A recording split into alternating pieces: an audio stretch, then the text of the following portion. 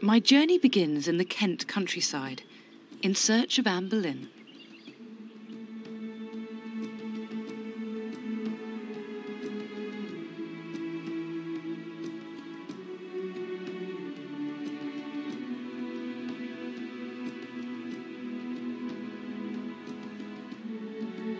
Her symbol was a falcon, used to extol her purity, her chastity, and her grace. There's a popular myth that Anne was from lowly origins, that she was a bit of an upstart, but that's far from the truth.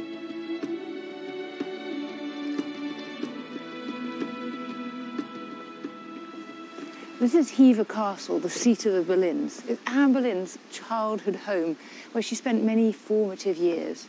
Here her parents, Thomas and Elizabeth, brought up the 3 children who made it to adulthood. The eldest was Mary, who fleetingly later would be a mistress to Henry VIII. Probably the youngest was George, who was a great companion to Anne, a bright young girl who would one day be queen.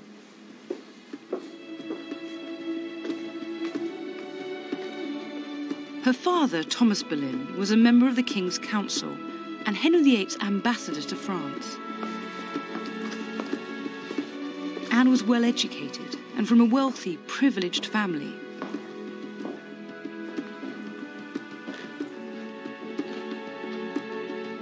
The story goes that she was a free spirit, someone who was sparky, intelligent and fun-loving. But this is based as much on rumour and speculation as any hard evidence.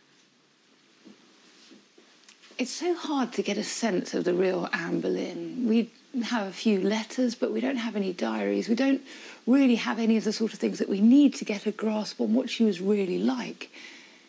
And yet, when you come to a place like this, where she actually lived, one has this incredible sense that the veil between past and present has grown thin, and only time, and not space, separates us from Anne. Fortunately, a few telling pieces of evidence have survived, which give us a rare glimpse into her character. This is one of the few surviving possessions of Anne at Hever.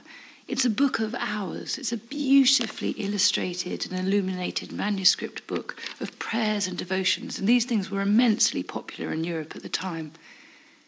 And what's really exciting about it is that Anne held it. There's something of a real thrill to be touching it. It was probably one of her most treasured possessions. What this reminds us is the importance of faith at this time. It literally determined people's hours. Religion marked out their days. We often have an idea of Anne in our heads that's of her as being ambitious and worldly and perhaps something of a vixen. And yet, this is one of her few belongings that we know and can identify. It reminds us that Anne is pious and religious. But what's even more thrilling about it is that Anne herself wrote in it. It's an inscription in French, and it says, "Le temps viendra, je Anne Boleyn."